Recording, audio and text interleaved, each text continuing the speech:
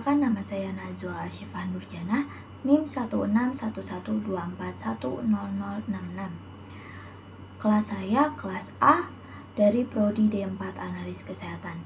Di sini izinkan saya untuk mempresentasikan tentang kedudukan bahasa Indonesia sebagai bahasa nasional juga bahasa negara. Bahasa Indonesia adalah bahasa resmi Republik Indonesia dan merupakan bahasa persatuan yang digunakan oleh lebih dari 270 juta penduduk di seluruh Nusantara. Bahasa Indonesia terus berkembang dan menyerap kosakata dari berbagai bahasa daerah serta bahasa asing, menjadikannya alat komunikasi yang dinamis dan kaya. Selain sebagai bahasa resmi, bahasa Indonesia juga berfungsi sebagai bahasa pengantar atau lingua franca dalam pendidikan, pemerintahan, dan media massa. Bahasa Indonesia memiliki kedudukan sebagai bahasa nasional dan sebagai bahasa negara. Bahasa Indonesia memiliki kedudukan sebagai bahasa nasional dan sebagai bahasa negara. Kedudukan bahasa Indonesia sebagai bahasa nasional dimiliki sejak diikrarkannya Sumpah Pemuda pada tanggal 28 Oktober 1928. Sedangkan kedudukan sebagai bahasa negara dimiliki sejak diresmikannya Undang-Undang Dasar 1945 dalam Undang-Undang 1945 tersebut, bab 15 pasal 36 berbunyi bahasa negara ialah bahasa Indonesia. Bahasa Indonesia berfungsi sebagai alat komunikasi yang menyatukan beragam suku budaya dan bahasa daerah di seluruh Nusantara. Kedudukan bahasa Indonesia sebagai bahasa nasional. Sebagai bahasa nasional, bahasa Indonesia memiliki beberapa fungsi. Untuk yang pertama, lambang kebanggaan nasional, artinya bahwa bahasa Indonesia mencerminkan nilai-nilai sosial budaya yang mendasari rasa kebangsaan bangsa Indonesia. Yang kedua adalah lambang jati diri atau identitas nasional.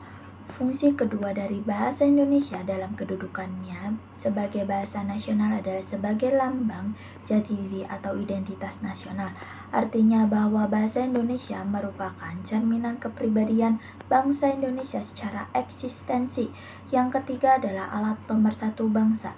Bahasa Indonesia dalam kedudukannya sebagai bahasa nasional juga memiliki fungsi sebagai alat pemersatu berbagai masyarakat yang berlatar belakang sosial, budaya, dan bahasa.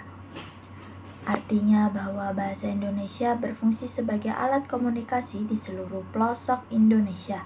Yang keempat adalah penghubung antar budaya dan antar daerah. Fungsi bahasa Indonesia sebagai bahasa nasional adalah sebagai alat penghubung antar budaya dan antar daerah. Artinya itu bahwa dengan adanya bahasa Indonesia dan penggunaan bahasa Indonesia, bangsa Indonesia mendahulukan kepentingan nasional daripada kepentingan pribadi, daerah, suku, ataupun golongan.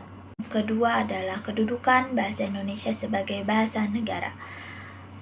Ini juga memiliki beberapa fungsi. Untuk yang pertama, bahasa resmi kenegaraan.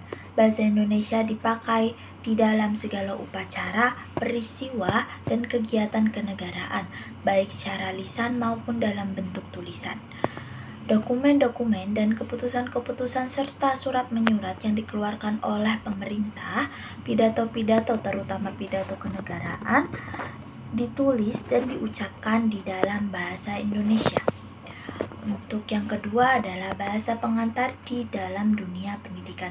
Kita semua tahu mulai dari taman kanak-kanak sampai dengan perguruan tinggi di seluruh Indonesia, semuanya menggunakan bahasa Indonesia. Yang ketiga yaitu alat penghubung pada tingkat nasional.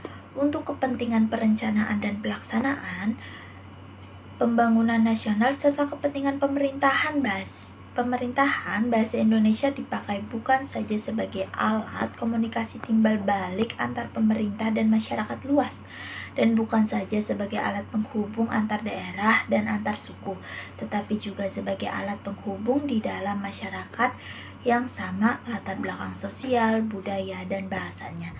Dan yang keempat adalah alat pengembangan kebudayaan, ilmu, pengetahuan, dan teknologi. Bahasa Indonesia adalah satu-satunya alat yang memungkinkan kita membina serta mengembangkan kebudayaan nasional sedemikian rupa sehingga ia memiliki ciri-ciri dan identitasnya tersendiri yang membedakannya dari kebudayaan daerah. Sekian dari saya. Mohon maaf bila ada salah kata. Wassalamualaikum warahmatullahi wabarakatuh.